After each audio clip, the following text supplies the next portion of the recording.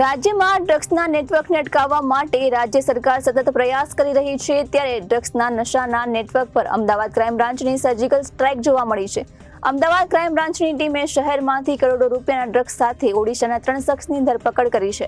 તપાસમાં 200 કિલોથી વધુના ગાંજા સાથે એમડી ડ્રગ્સનું કન્ટેનર પણ મળી આવ્યું છે। આ મામલે પોલીસે વધુ તપાસ હાથ ધરી છે। અમદાવાદ ક્રાઇમ બ્રાન્ચની પ્રાથમિક તપાસમાં સૂકવેલા ગાંજાનો મોટી માત્રામાં પાવડર મળી આવ્યો છે। 1100 કિલો ડ્રગ્સ ઓડિશાથી ટ્રકમાં આવતું હોવાની માહિતી ક્રાઇમ બ્રાન્ચને મળી હતી। વટવા જીઆઈડીસી આ ડ્રગ્સનો જથ્થો ઉતારવાનો હતો। ક્રાઇમ બ્રાન્ચની ગુજરાત સહિતના અન્ય રાજ્યોમાં ડ્રગ્સનો જથ્થો ઉતાર્યાની માહિતી પણ મળી છે। આ મામલે આગળ તપાસ કરવામાં આવી રહી છે।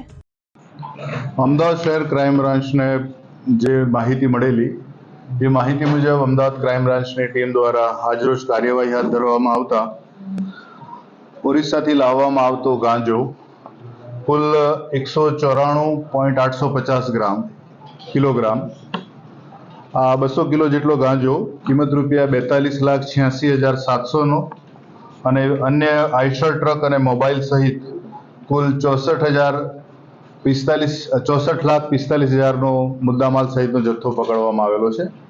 આ જે ગાંજાનો 200 કિલો જેટલા ગાંજાનો જથ્થો જે પકડાયો છે એ જથ્થા સાથે સ્થળ પરથી જ કુલ 7 આરોપીઓની ધરપકડ કરવામાં આવેલી છે।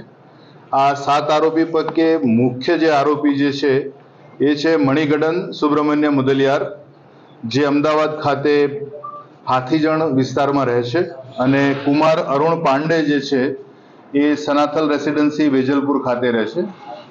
આ ઉપરાંત આ જે બંને લોકો છે એ લોકોએ આ ગાંજો લાવ્યા પછી અમદાવાદ ખાતે ક્યાં રાખવો અથવા તો ક્યાં ઉતારીને જે આગળના ડિસ્ટ્રીબ્યુશન માટે કેવી વ્યવસ્થા કરવી માટેના ગોડાઉનની વ્યવસ્થા કરવામાં આવેલી હતી।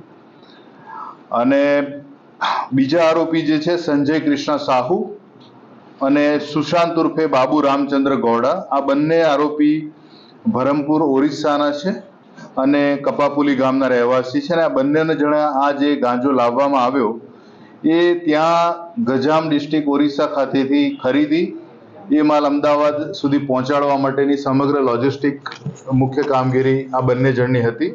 એની સાથે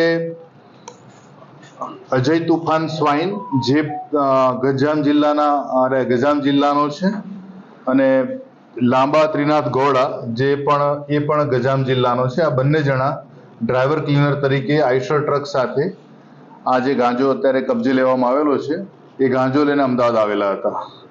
અને આજરોજ સવારે એ લોકો અમદાવાદ આવતા જે મળેલ માહિતી હતી એ મુજબ કાર્યવાહી કરવામાં આવતા આ 7 જણની ત્યાં મુદ્દામાલ સાથે ધરપકડ કરવામાં આવેલી છે।